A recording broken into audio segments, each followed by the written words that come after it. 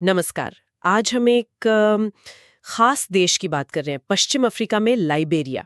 इसकी कहानी ना थोड़ी अलग है। हाँ, बिल्कुल काफी अनोखी कहानी है। हमारे पास इसके इतिहास, भूगोल, संस्कृति और आज क्या हालात हैं, इस पर कुछ जानकारी है। तो कोशिश रहेगी कि इसके जो मुख्य बिंदु हैं उन्हें समझें और इस देश की एक साफ तस्वीर बना पाएं। बिल्कुल। और लाइबेरिया देखिए सिर्फ एक नक्शे पर जगह नहीं है। ये इतिहास का एक बहुत अहम अध्याय है। हाँ, कैसे? इसकी स्थापना अमेरिका से जो मुक्त हुए गुलाम थे उन्होंने की थी। और इस तरह ये अफ्रीका का पहला गणराज्य बना। अच्छा। पहला। हाँ, पहला। तो ये अपने आप में एक बहुत ही असाधारण और कह सकते हैं जटिल शुरुआत थी। और उसका असर वो आज भी महसूस होता वहाँ। दिलचस्प। तो चलिए पहले ये देखते हैं कि ये दुनिया के नक्शे पर है कहाँ। ठीक है। राजधानी मोनरोविया है, अटलांटिक महासागर के तट पर, और पड़ोसी देश हैं सिएरा लियोन, गिनी और कोट द आइवोर। हाँ, बिल्कुल पश्चिम अफ्रीका में। और यहाँ घने वर्षावन हैं, नदियां हैं, ये भी खास हैं। जी, इसकी जो तटीय लोकेशन है जी वो तो व्यापार के लिए और बाहरी दुनिया से जुड़ने के लिए हमेशा से अहम रही है ना। हाँ, ऐतिहासिक रूप से तो यही लगता है। और दूसरी तरफ ये जो घने जंगल हैं, इनमें कुदरती संसाधन तो बहुत हैं, लेकिन इन्होंने देश के अंदरूनी हिस्सों को जोड़ने में, वहां तक विकास पहुंचाने में थोड़ी मुश्किलें भी खड़ी की हैं। मतलब कनेक्टिविटी की चुनौती रही है। अच्छा, ये बात समझ आती है। अब आते हैं इतिहास पर। हाँ। आपने कहा कि ये बहुत दिलचस्प है। हाँ, बिल्कुल। 1822 में एक अमेरिकन कॉलोनाइजेशन सोसाइटी हाँ ACS का जिक्र आता है। ये क्या था? कोई संस्था? जी, ACS एक प्राइवेट संस्था थी, अमेरिका में बनी थी। इसके पीछे कई तरह के लोग थे और उनके मकसद भी अलग अलग थे। जैसे? कुछ लोग सच में मानते थे कि अश्वेत लोगों को अमेरिका में बराबरी कभी नहीं मिलेगी, तो उनके लिए अफ्रीका लौटना ही बेहतर है। पर कुछ वो लोग भी थे, मतलब गुलामों के मालिक, जो अमेरिका में आज़ाद अश्वेतों की बढ़ती संख्या से थोड़ा असहज थे, शायद खतरा महसूस करते थे।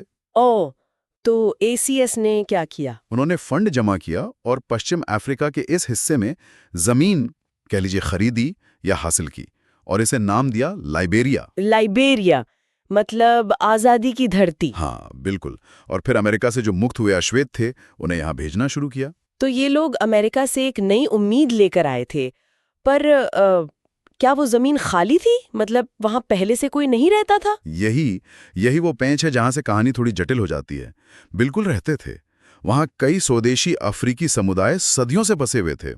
उनकी अपनी भाषाएं थीं, अपनी संस्कृति, अपने समाज चलाने के तरीके थे। और ये जो अमेरिका से आए, ये प्रवासी, जिन्हें बाद में अमेरिको लाइबेरियन कहा गया, वो अपने साथ अमेरिकी कल्चर लाए, अंग्रेजी भाषा लाए, ईसाई धर्म और सरकार चलाने का एक पश्चिमी तरीका।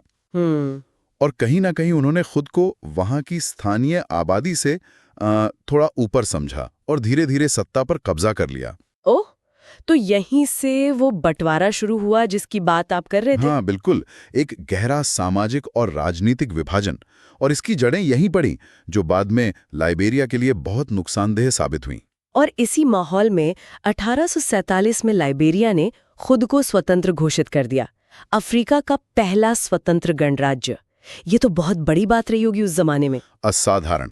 बिल्कुल। आप सोचिए, वो दौर था जब लगभग पूरा अफ्रीका यूरोप की औपनिवेशिक ताकतों के कब्जे में जा रहा था, और उस वक्त लाइबेरिया अपनी आज़ादी का ऐलान कर रहा था।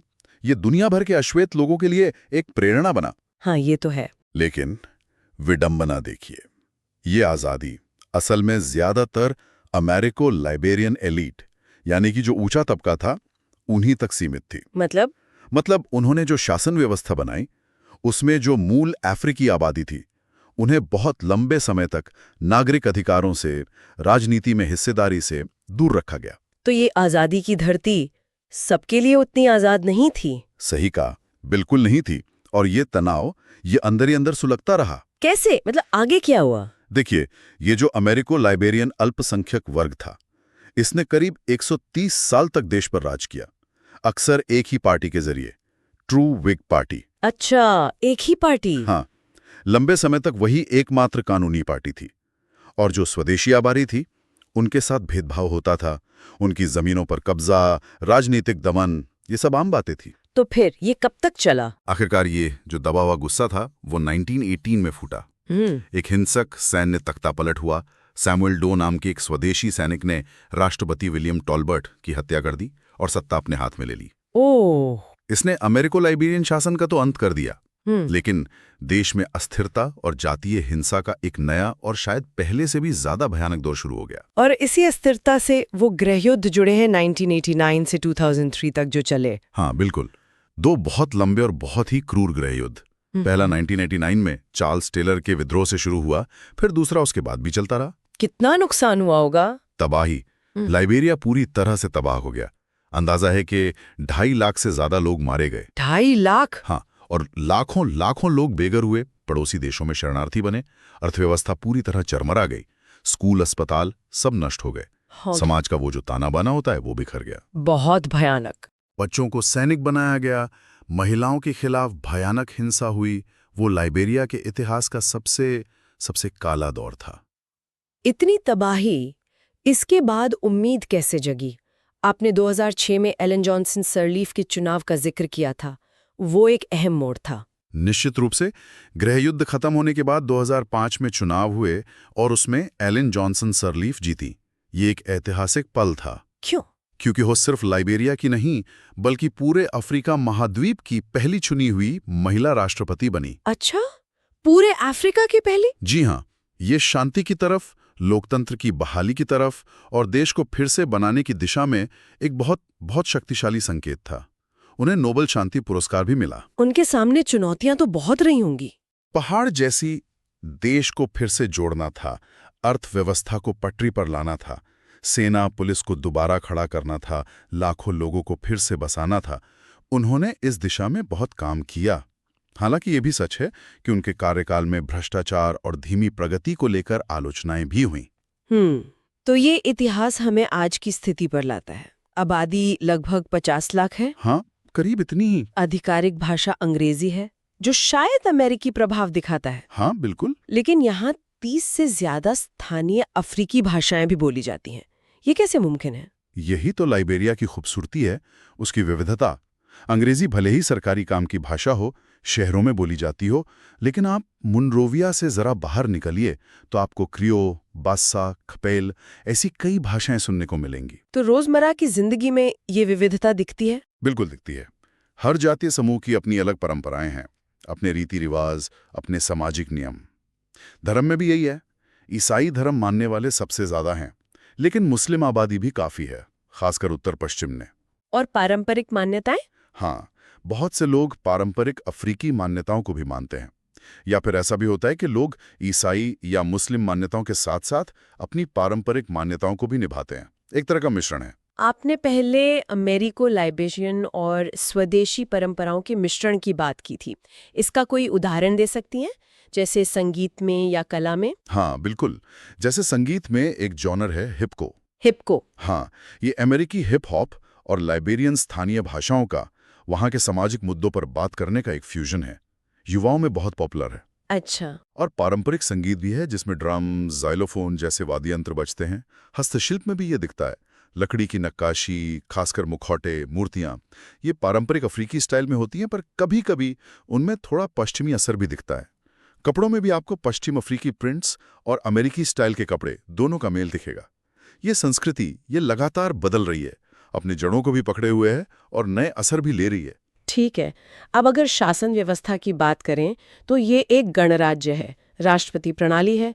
गृह युद्ध के बाद क्या राजनीतिक स्थिरता आ पाई है? कितनी मजबूत है? देखिए, ये एक लगातार चलने वाला काम है। कागज पर तो लाइबेरिया एक मल्टी पार्टी डेमोक्रेसी है। चुनाव होते हैं। एलन जॉनसन सरलीफ के बाद जॉर्ज वेयर राष्ट्रपति बने और अभी हाल में जोसेफ बोकाई चुने गए हैं। तो सत्ता का हस्तांतरण शांति से हुआ है? हाँ, ये एक बड़ी कामयाबी है कि सत्ता शांति से बदली है। लेकिन चुनौतियां अभी भी बहुत हैं। जो राजनीतिक संस्थाएं हैं वो अभी भी कह सकते हैं कि कमजोर हैं। भ्रष्टाचार वो एक बहुत बड़ी समस्या है। और लोगों की वफादारी अभी भी अपने जातीय या क्षेत्रीय समूह के प्रति ज्यादा होती है, जो राजनीति पर असर डालती है। गृहयुद्ध के जख्म भी भरे नहीं हैं, तो राष्ट्रीय एकता और सुलह पर लगातार काम करने की जरूरत है। स्थिरता बड़ी है, पहले से बेहतर है, पर नाजुक है। इसे बनाए रखने के लिए कोशिशें जारी रखनी होंगी। समझ गई। अब आते हैं अर्थव्यवस्था पर। आपने शुरू में प्राकृतिक संसाधनों का जिक्र किया था, रबर, लोहा, हीरे, सोना, लकड़ी, ताड़ का तेल। हाँ, काफी कुछ है। इतनी दौलत जमीन के नीचे है, फिर भी देश में इतनी गरीबी और बेरोजगारी क्यों है? ये थोड़ा समझ नहीं आता। यही लाइबेरिया की सबसे बड़ी त्रासदियों में से एक है, और इसके कारण कई हैं, कोई एक नहीं। जैसे? एक तो ऐतिहासिक रूप से देखें तो इन संसाधनों का फायदा हमेशा कुछ गिने चुने लोगों को ही मिला है। पहले अमेरिको लाइबेरियन एलीट को, फिर बाद के शासकों को और विदेशी कंपनियों को। देश के अपने उद्योग ज्यादा पनप नहीं पाए जो इन कच्ची चीजों को यहीं प्रोसेस करके उनकी कीमत बढ़ा सकें। अच्छा। दूसरा, गृह युद्ध ने जो तबाही मचाई, उसमें सारा बुनियादी ढांचा, सड़कें, बंदरगाह, बिजली, सब नष्ट हो गया। अब बिना इनके आप संसाधनों को निकालेंगे कैसे, बाजार तक पहुंचाएंगे कैसे? ये भी मुश्किल और महंगा हो गया। सही बात है। तीसरा, ये जो चीजें हैं, रबर, लोहा, हीरे, इनकी कीमतें दुनिया के बाजार में घटती बढ़ती रहती हैं। उसका सीधा असर लाइबेरिया की कमाई पर पड़ता है। चौथा, भ्रष्टाचार। जो पैसा आता भी है वो आम लोगों तक पहुंचने के बजाय बीच में ही गायब हो जाता है। और शायद शिक्षा और हुनर की कमी भी। बिल्कुल, शिक्षा और स्किल डेवलपमेंट की कमी के कारण लोगों को अच्छी नौकरियां नहीं मिल पाती। तो ये सब चीजें मिलकर इस विरोधाभास को बनाती हैं। और इसी बीच 2014 में इबोला महामारी भी आ गई थी। उसने हालात को कितना और बिगाड़ा होगा। इबोला, उसने तो जैसे कमर ही तोड़ दी। अर्थव्यवस्था पहले से ही कमजोर थी, स्वास्थ्य व्यवस्था का हाल बुरा था। इबोला सिर्फ एक स्वास्थ्य का संकट नहीं था, वो एक पूरा आर्थिक और सामाजिक संकट बन गया। कैसे? मतलब मौतों के अलावा? हजारों मौतें तो हुई ही, लेकिन उसके अलावा सोचिए, डर के मारे बाजार बंद हो गए, लोग खेतों में नहीं जा पा रहे थे, खदानें बंद हो गईं, बाहर से आने जाने वाली फ्लाइट्स बंद हो गई, विदेशी निवेशक डर के भाग गए। स्वास्थ्य कर्मी खुद बीमार पड़ रहे थे या मारे जा रहे थे, तो जो थोड़ी बहुत स्वास्थ्य सेवाएं थी भी, वो भी ठप हो गईं। देश दुनिया से लगभग कट गया था। इसका असर तो बहुत लंबा रहा होगा। हाँ, कई सालों तक। अर्थव्यवस्था जो थोड़ी बहुत संभलने की कोशिश कर रही थी, इबोला ने उसे कई साल पीछे धकेल दिया। उससे उभरने में बहुत वक्त लगा, बहुत पैसा लगा और काफी अंतर्राष्ट्रीय मदद की जरूरत पड़ी। तो फिर पर्यटन, जिसकी संभावना की हमने बात की थी, सुंदर तट, जंगल, नेशनल पार्क, क्या ये इस मुश्किल आर्थिक हालत में कुछ सहारा बन सकता है? संभावना तो है, इसमें कोई शक नहीं है। जैसे सप्पो नेशनल पार्क है, वो पश्चिम अफ्रीका के सबसे बड़े सुरक्षित वर्षावनों में से एक है। वहाँ पिग्मी हिप्पो मिलते हैं, वन हाथी, बहुत से दुर्लभ पक्षी। सुनने में तो बहुत अच्छा लगता है। हाँ, तट रेखा भी खूबसूरत है, सर्फिंग के लिए भी कुछ जगहें हैं और इतिहास में रुचि रखने वालों के लिए भी कुछ है, जैसे प्रोविडेंस आइलैंड, जहाँ पहले मुक्त गुलाम उतरे थे, या पुरानी अमेरिको लाइबेरियन बस्तियों के कुछ निशान। लेकिन इसमें भी कोई लेकिन है। लेकिन हकीकत यह है कि पर्यटन उद्योग अभी बहुत ही शुरुआती हालत में है, अविकसित है। क्यों? क्या दिक्कतें हैं? सिर्फ बुनियादी ढांचा? बुनियादी ढांचा एक बहुत बड़ी वजह है। मोनरोविया से बाहर अच्छी सड़कें कम हैं, तो उन पार्कों तक या दूर के तटों तक पहुंचना ही मुश्किल है। अच्छे होटल, गेस्ट हाउस कम हैं, बिजली की सप्लाई नियमित नहीं है। और सुरक्षा? सुरक्षा की धारणा भी एक मसला है। हालांकि अब शांति है, गृहयुद्ध खत्म हुए काफी समय हो गया, स्थिरता भी बढ़ी है, लेकिन फिर भी बहुत से टूरिस्ट पश्चिम अफ्रीका के इस हिस्से में आने से थोड़ा झिझकते हैं। और जो राष्ट्रीय संग्रहालय जैसी जगहें हैं जो इतिहास बता सकती थीं, उन्हें भी युद्ध में बहुत नुकसान पहुंचा था। उन्हें ठीक करने का काम धीमा है। तो क्षमता है, पर उसे असलियत बनाने के लिए बहुत निवेश चाहिए और एक पक्की योजना चाहिए। तो आज की इस पूरी बातचीत को अगर समेटें तो लाइबेरिया की तस्वीर वाकई बहुत जटिल है। एक तरफ तो अफ्रीका के पहले गणराज्य होने का वो गौरव है, स्वतंत्रता का एक प्रतीक। हाँ, एक शक्तिशाली प्रतीक। और दूसरी तरफ वो अंदरूनी बंटवारा, दशकों का खूनी संघर्ष, इबोला जैसी बीमारी और गरीबी और बेरोजगारी जो लगातार बनी हुई है। बिल्कुल, ये एक ऐसी कहानी है जहां बहुत ऊंचे आदर्श और बहुत कड़वी हकीकत दोनों साथ साथ चलते हैं। और ये दिखाता है कि सिर्फ आज़ादी का ऐलान कर देना ही काफ़ी नहीं होता। एक देश को सच में बनाने के लिए, चलाने के लिए बहुत कुछ चाहिए होता है। क्या चाहिए होता है? सामाजिक एकता चाहिए, ऐसी संस्थाएं चाहिए जिनमें सब शामिल हों, आर्थिक मौके चाहिए और सबसे बढ़कर शांति चाहिए। लाइबेरिया ने बहुत भयानक त्रासदी झेली है, लेकिन वहां के लोगों ने हिम्मत भी गजब की दिखाई है, लचीलापन दिखाया है। हाँ, ये तो है। आज देश धीरे धीरे ही सही पर अपने पैरों पर खड़ा होने की कोशिश कर रहा है, भविष्य की तरफ देख रहा है। रास्ता लंबा है, मुश्किल है, पर कोशिश जारी है। आज की इस चर्चा को खत्म करते हुए मेरे मन में एक सवाल आ रहा है।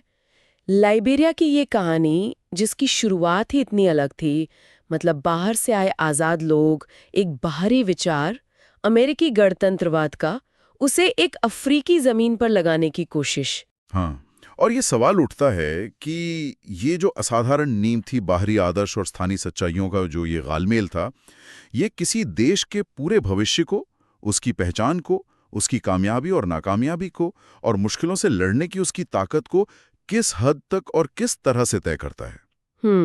क्या लाइबेरिया का संघर्ष सिर्फ उसके अपने इतिहास का नतीजा है, या ये उन सभी जगहों के लिए एक सबक है जहां बाहरी मॉडल को स्थानीय हकीकत पर थोपने की कोशिश की जाती है? ये गहरा सवाल है। इस पर सोचने के लिए बहुत कुछ है।